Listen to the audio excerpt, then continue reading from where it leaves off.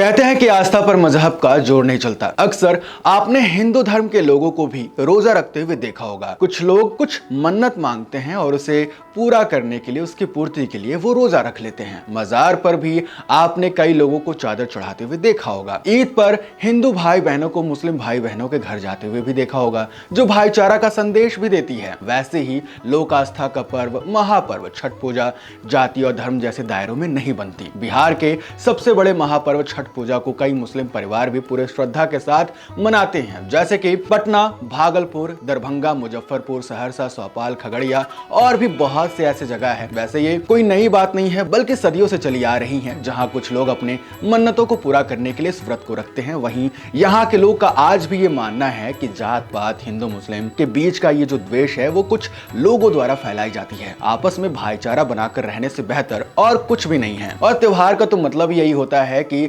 सबके साथ मिलजुल कर खुशियां बांटना।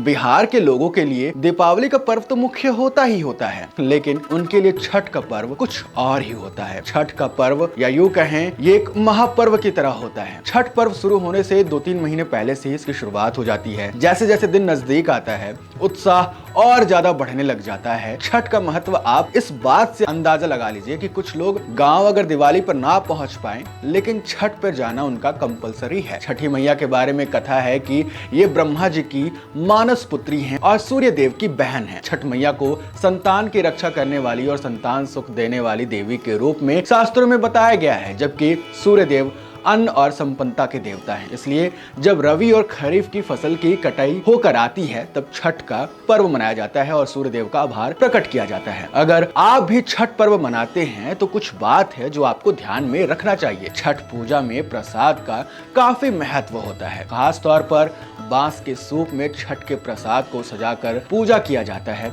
सूर्य को अर्घ देते वक्त बांस के सूप को हाथ में रखते हुए प्रसाद में नारियल, गन्ना, सुपारी, सिंघाड़ा, मूली, खासतौर पर आटे से ठेकुआ तैयार किया जाता है। ठेकुआ के बिना छठ अधूरी मानी जाती है।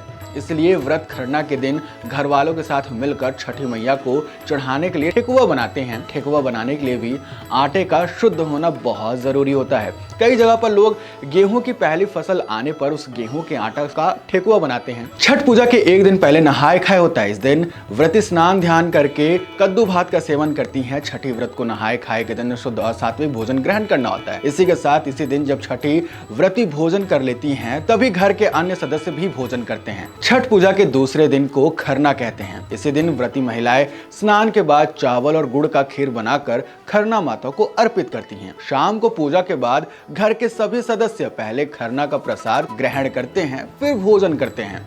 खरना के प्रसाद को बेहद शुभ माना जाता है। छठ पूजा को सबसे कठिन व्रतों में से एक माना जाता है, क्योंकि इस दौरान श्रद्धालुओं को कठोर नियमों का पालन करना पड़ता है। ये व्रत परिवार की सुख समृद्धि, संतान के दीर्घायु और रोग मुक्ति जीवन के लिए किया जाता है। इस त्योहार के दौरान सूर्य की आराधना से हमें ऊर्जा शक्ति मिलती है, जो कि जीवन में पॉजिटिविटी का संचार करती है। तो चलिए, इस वीडियो में इतना ही। उम्मीद है कि आपको ये जानकारी अच्छी लगी होगी और आप सभी को छठ महापर्व की बहुत बहुत शुभकामनाएं।